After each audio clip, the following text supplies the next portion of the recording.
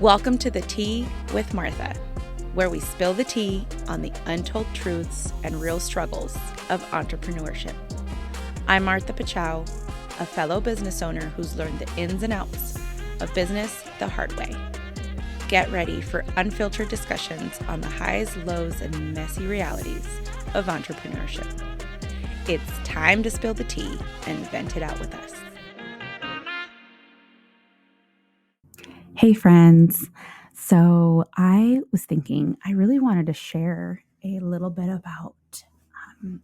more about me and getting into really thinking about all the layers and the years and the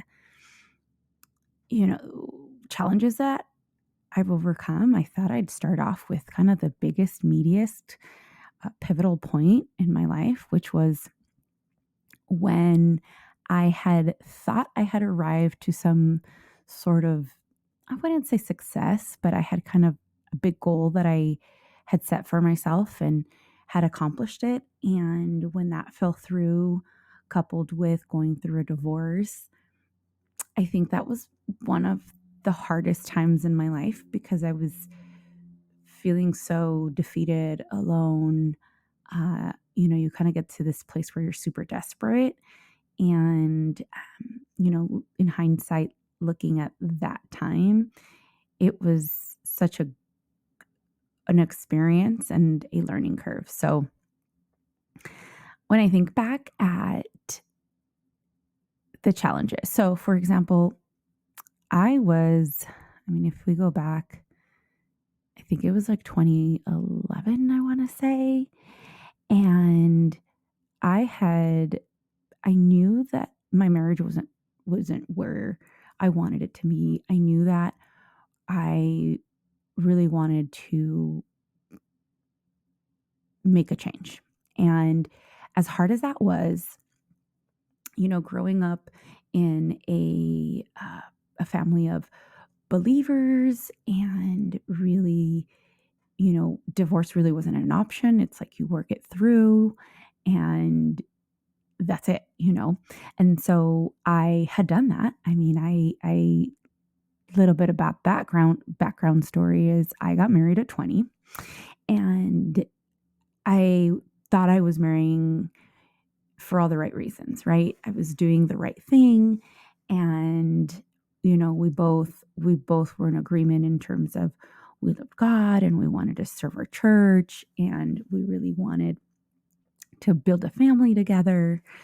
But, we had a long distance relationship. And so there was a lot of things that I didn't know.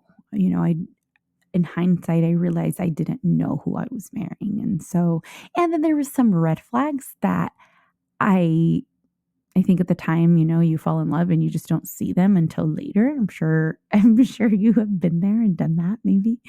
And so I get married and we moved to Arizona. I was living in California at the time with my parents, going to junior college, and my goal was to get my teaching degree. So we moved to Phoenix so that I could go to ASU and started our life here. And so I was married for 8 years. I had 2 beautiful children. I graduated college. And as soon as I graduated college, within a year, we had our first baby because that's what I wanted. I just wanted to be a teacher and a mom and have the white picket fence and the dog barking, in the front yard, running around and, just that whole kind of dream. And we had many struggles. And so there was a lot of emotional abuse and what manipulation and things that just didn't settle well with me. And I went through a lot of hardship there. And so when I made the decision that despite all the counseling and despite all our trials for repairing, that I couldn't raise my children in an environment where I was so miserable and unhappy and there was no respect. And so with that comes a lot of opposition. If you've ever been in a situation where something isn't right and maybe the people around you don't see it And so you're kind of on a silo, you're all on your own, being your best advocate. And it felt really bad. I felt guilty. I felt like I was letting everyone down, but I knew I needed to do this. So I did it. And with that came this letting go of maybe some dreams and some aspirations. And so at the time, I had already been a childcare provider out of my home for 5 years. I had found a level of success. I had children, I had a couple helpers. And so I was able to provide very well for my children, for my family. But going through divorce meant I had to let go of that house that we had purchased where I had an operating uh, preschool program. And so I remember asking my brother for help and asking him if he could buy a house. This was the time when you can buy houses for around $80,000. And so we together we purchased this home. I worked on it on weekends and evenings, and I really put blood, sweat, and tears and what little extra money we had. I had worked on fixing it because it had been abandoned for many years. So it was definitely a fixer upper. And then we go through this divorce. And so I knew I needed to kind of set that up because my children were little. I didn't want to go back to work and have to leave them. And so I had done all the things. I mean, I had asked for help. I had rolled my sleeves up and, put some elbow grease and got to work. And I mean, I painted, I did landscaping, I did things that I didn't even know I had the ability to do, thanks YouTube University. And then I'm going through this really hard divorce, and my neighbor starts complaining. So this house that I had thought was going to be this saving grace, that all my dreams were going to come true because now I'm going to be on my own. I'm going to have this house that I can still provide my students and my families and in my care some stability and some, and early education, and everything was going to be fine in the world. Well, that comes crumbling down. So the state didn't allow us to continue there because our neighbor didn't like us there. And so it was a time where now I was left with, I'm a single mom. I'm only trying to do good by my family. I'm not doing anything illegal, or I'm not doing anything that's harming anyone. Why would this woman come against me? Like, why? Why? I didn't understand, and it was so hard for me. And so there was that season of everything that I was trying, everything that I was doing felt like nothing was working. And I had to go through all these iterations of myself. So I picked myself up. We move across town. I rent a little apartment, and I had to get on food stamps because at that point, kind of, I had given up on all the things I needed. I thought I wanted. And I start selling things on Craigslist and to support my two kids and I. And I remember just crying. It felt defeating. It felt painful. It felt like nothing I could do could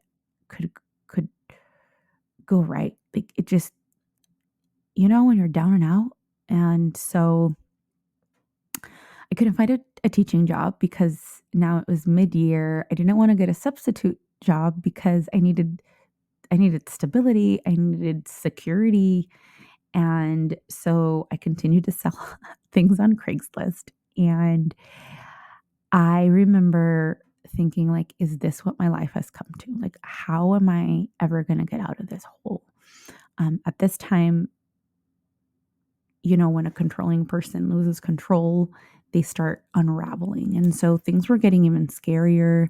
I was trying to get an order of protection. I had 2 judges deny me. Granted, I didn't have an attorney, so I would fill out the paperwork myself. And I was finally given a chance. I was sent to Fresh Start. Shout out to Fresh Start. And then they sent me to the Phoenix Family Services. And so they were able to support me when I told them my story and kind of all the things I was going through.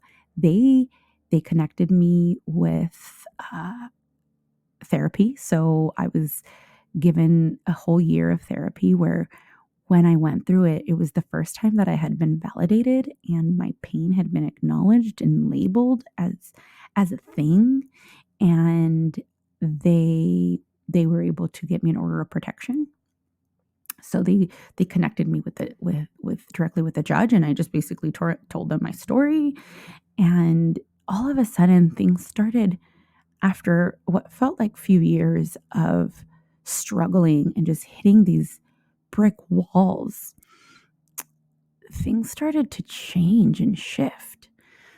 And it wasn't until then when I really started doing that internal work, when I started going to therapy and getting the help I needed, um, that things started shifting, and I met my now husband and we started dating, and he was just so patient and kind with me that it it made me feel like a human again. And I was seen and accepted. And through that season, that's when I got the call from what is now our first facility. And that owner, that seller, I had met years prior to this. So before I bought that one house that I thought was going to be my forever business, and I was going to be my big break in business, I had stumbled upon this deal, and he was a commercial investor and owned many buildings, and he had acquired this particular building that came with the business. So he bought the building, he bought the business, which was a childcare center, daycare center, and he, he had to put somebody in place, but he didn't really know the business itself. So when he had tried to sell it years ago, he wanted a lot more money than it was worth and that I could afford at the time. And so, but I had established a relationship with him because I met him a couple times. I had given him a slide deck of my ideas and why he should sell it to me and what I was going to do. And so fast forward about maybe a little over 2 years, he contacts me and says, "Hey, I remember you from, such and such date, and you stood out to me, and I really just need to get rid of this business. Can you, I'll cut you a deal, just take it off my hands." And I remember thinking, you're a day late and a dollar short, buddy, because I barely have two pennies to rub together. There's absolutely no way I can cut you a deal, quote unquote. And so after much deliberation and many meetings, we were able to figure out a deal. And my husband, at the time we were dating, when I shared with him, he was like, we should do this. Like, I don't mind to do this with you. And inside of me, I was scared because I thought, what if we don't work out? Now we're in business together, right? And so we went for it. I thought to myself, I have literally nothing to lose, nothing. And I have all these dreams and I have all these aspirations. And I know that I love children and I have a passion for education. And I know I could do something great. I just need someone to give me a chance. And so we made the decision and we pulled the trigger, and that was the beginning of, this amazing and rocky story, because as you know, if you're a business owner, it doesn't go ever the way we think or we plan. But I just want to encourage you today that just when you think things can't go any worse, and then they do, if you're in that season, and that was not my only time that I felt that way, by the way, I've been there many times. I just want to encourage you to keep going. I want to encourage you to find the help. I want to encourage you to believe in yourself, because I remember feeling super defeated, but at the same time, I felt this burst of energy, this burst of enthusiasm, like I was going to conquer the world. I know it's so silly, but that's how I felt. And I'll save the story of the first and the second and then the third. And now we have 6 locations. I'll save that for another episode. But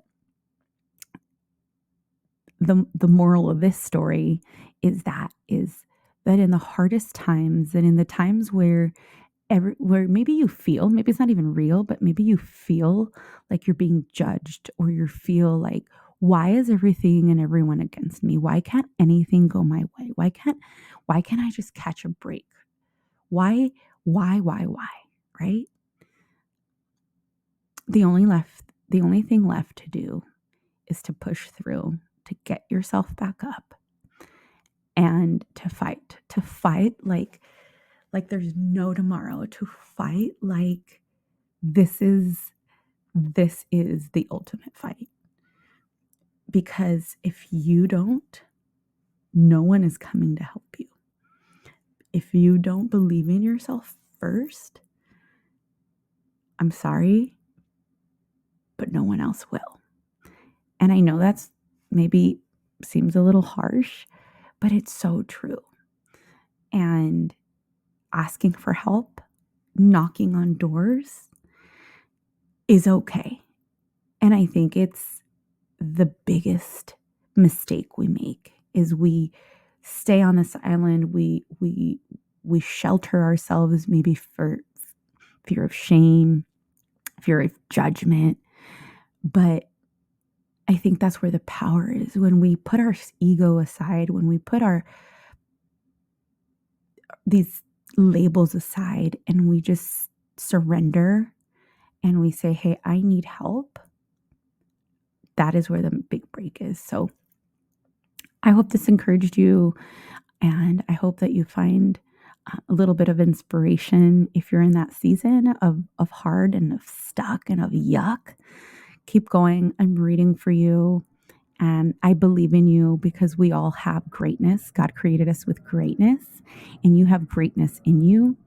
And diamonds are created, beautiful diamonds are created out of pressure. So this pressure is only to polish you and bring the shine out of you. Thank you for joining me on another episode. If you enjoyed today's tea, make sure to follow, rate, and leave a review. Stay connected with us on social media at The Tea with Martha for updates and behind-the-scenes moments. Remember, every woman's story is a sip of inspiration, and together we're brewing success. This is Martha signing off. Cheers!